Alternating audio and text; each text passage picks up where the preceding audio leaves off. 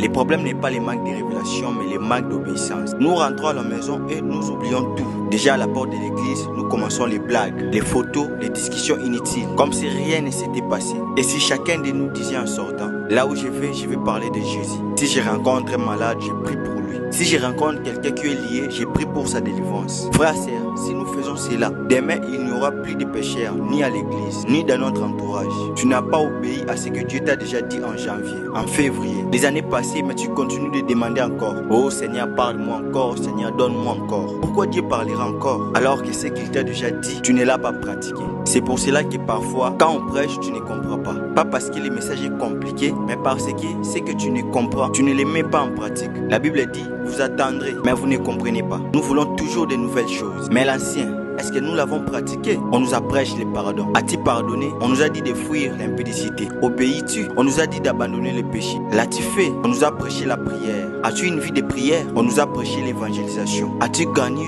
des âmes? Tout cela, nous ne le faisons pas. Mais chaque jour, nous disons, Seigneur, parle-moi encore. Je suis ton enfant, donne-moi un nouveau. Quand les gens du monde découvrent quelque chose de nouveau, ils l'annoncent partout sans honte. Mais quand il s'agit de Jésus et du salut des âmes, ça devient un problème. Pour un match, un artiste, une nouvelle chanson, tout le monde partage. Mais pour transmettre un message qui sauve des vies, on hésite. Quand quelqu'un parle sérieusement de Dieu, on les regarde comme un fou. Même sur Facebook, WhatsApp, Instagram, certains chrétiens, on ne croit même pas qu'ils ne le sont. Au lieu de partager la parole des jeunes ou des retraites, on partage des chansons du monde, des vidéos inutiles, des photos sur nos statuts. Mes amis, partagez la parole, partagez les prédications, partagez les messages de Christ. C'est pour cela que nous sommes dans ce monde. Jésus a dit, allez faire de toutes les nations des disciples. Enseigne-les à observer tout ce que moi je vous ai prescrit. Que Dieu vous bénisse.